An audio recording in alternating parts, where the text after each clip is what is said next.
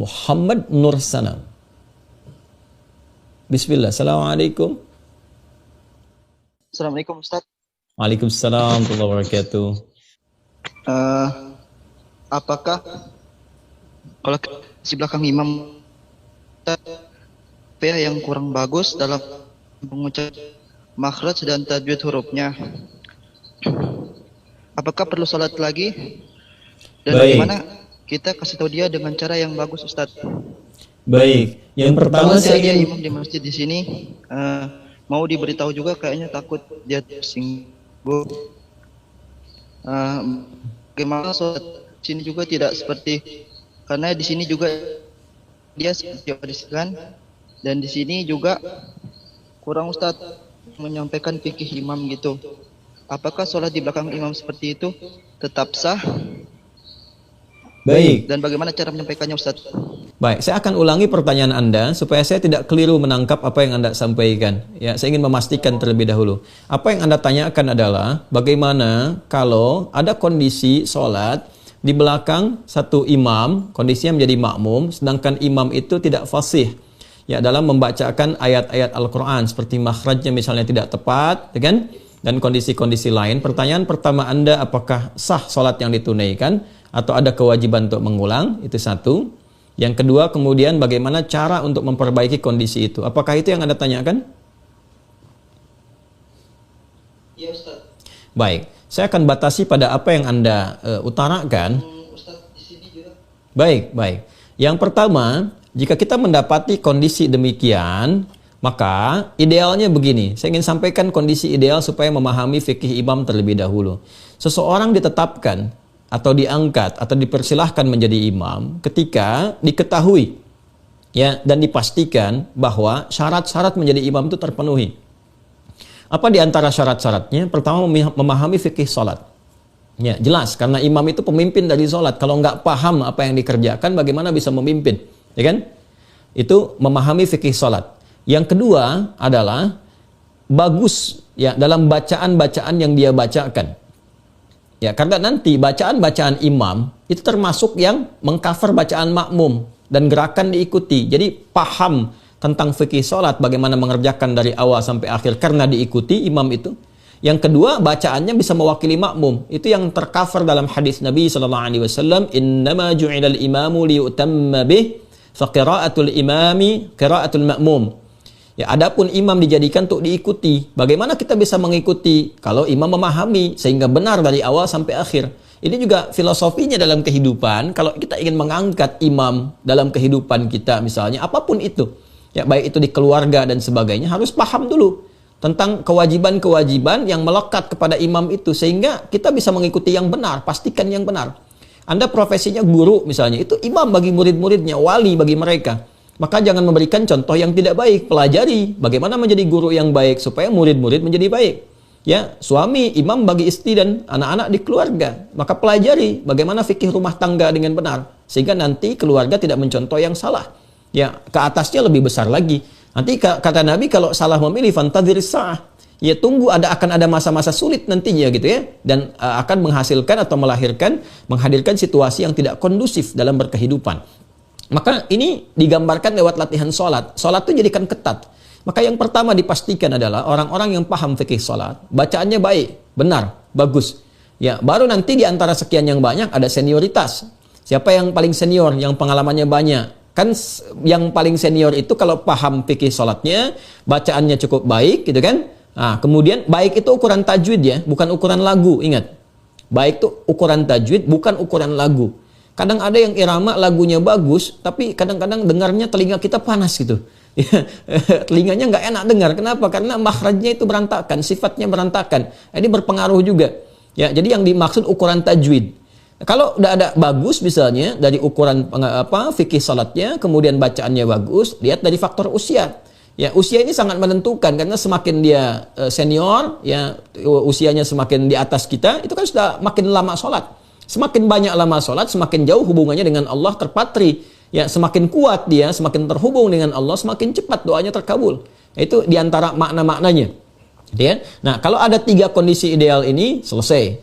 Makanya sebelum menentukan imam itu, ya, maka harus dipahamkan dulu tentang fikih imam. Baik, kalau sekarang kita sudah masuk ke satu lingkungan, ternyata didapati kondisinya seperti itu, bagaimana?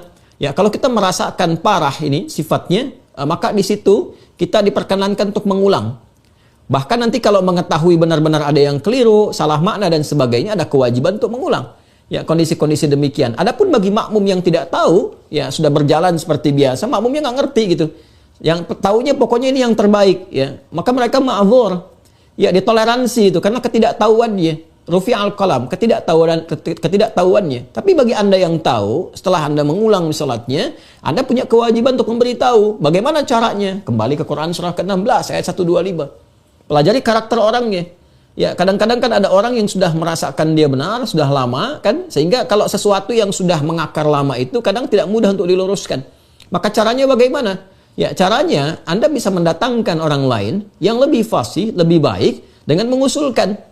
Bukan mengusulkan untuk mengganti, ya, mengusulkannya bagaimana? Misalnya tentang kita belajar, ya, diusulkan oleh Anda bagaimana kalau kita belajar jangan hanya imamnya yang pandai bacaan, ya, dengan cara yang baik. Kami juga ingin pandai-pandai bacaan supaya bisa jadi imam di rumah dan sebagainya. Anda ngusulkan, boleh nggak kalau kita ngaji dengan ustadz-ustadz kita mengundang untuk mengajari kami kalau imam tidak sempat punya waktu semuanya.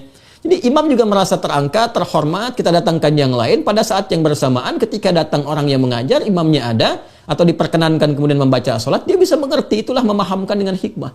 Ya, tidak, dan kita ingat ya, memberitahu orang yang belum tahu itu, ya, bukan dengan cara yang kontraproduktif. Ya, apa dengan misalnya menghukumi, atau mencaci, atau misalnya berprasangka negatif, itu jauhi semua itu. Ya, orang belum tahu itu diberitahu. Dan cara memberitahu itu ada seninya, ada jalannya juga. Saya ingin ambil contoh begini, kasusnya agak mirip-mirip dengan apa yang Anda alami. Ini saya alami sendiri, karena itu saya berbagi dengan Anda. Satu kali, saat saya awal datang pertama ke Indonesia, ada satu tempat tuh yang saya bimbing. Itu tempat itu ada berkumpul pejabat-pejabat gitu, yang rata-rata juga sudah pensiun. Nah, kadang lupa jabatan dunia itu dikiranya itu juga sama dengan jabatan akhirat. Jadi kalau di kantor jadi imam, di masjid harus jadi imam. Nah, ini yang menarik, begitu awal saya datang ke situ, wah ini menarik nih, ada persaingan imam positif tuh. Bagus menurut saya. Jadi kita kalau melihat dengan rahmat itu, ya semua ada peluang kebaikan. Wah ini bagus sih saya pikir. Ya, Masya Allah, ini pengen di kantor imam, di masjid pengen jadi imam. Hanya kadang-kadang gitu, telinga kadang panas kok dengarnya begini. Ada yang keliru, ada yang macam-macam. Lalu saya coba sampaikan, karena kita datang kan untuk mengajar, Ustadz gitu kan, sampai ke situ. Masya Allah Pak, saya bilang, Bapak luar biasa jadi imam. Ya itulah Ustadznya. Hanya begini saya sampaikan, Pak.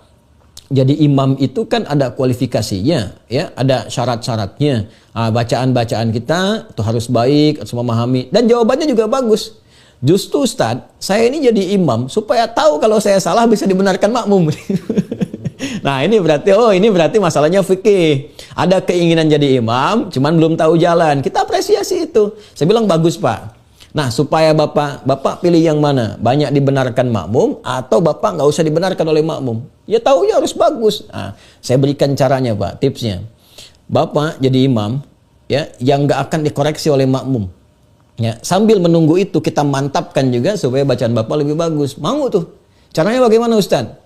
Hari ini saya akan tempatkan Bapak tetap dalam posisi imam karena saya diperkenankan untuk mengatur di masjid itu. Ya, saya bilang Pak, Bapak tetap jadi imam, nanti spesial, zuhur dan asar. Zuhur dan asar. Maghrib, isya, subuh, ya, itu nanti saya dan santri yang pimpin. Jadi Bapak nanti sambil Bapak ngimamin, saya berikan waktu spesial untuk tahsin, ya, sama santri-santri ini. Supaya disupport. Pokoknya Bapak senang baca apa, itu kemudian kita supportkan dulu. Ya, perbaikin, tapi tidak menurunkan statusnya sebagai imam. Tetap Bapak nanti imam, ya, di duhur dengan asar. Duhur asar kan bacaannya sir, bukan jahar. Siapa yang mau luruskan orang baca sir? Jadi, ya itu dia baca pokoknya duhur dengan asar jadi imam. Jadi kita nggak turunkan statusnya tetap sebagai imam, saat bersamaan tingkatkan kualitasnya. Ya, dan itu sepakat. Dan Masya Allah apa yang terjadi? Tetap ngimamin. Pokoknya saya bilang sama Santi, duhur asar, yang ngimamin tetap bapak-bapak ini. Ya, apa yang terjadi? Masya Allah mereka ngimamin, senang. Zuhur, mereka atur sendiri jadwalnya. Zuhur Bapak A, kemudian asar Bapak B. Maghrib, isya, subuh, kita datangin yang bagus-bagus. Ya, begitu disampaikan yang bagus-bagus, maju ke depan bacaannya bagus, jamaah makin banyak.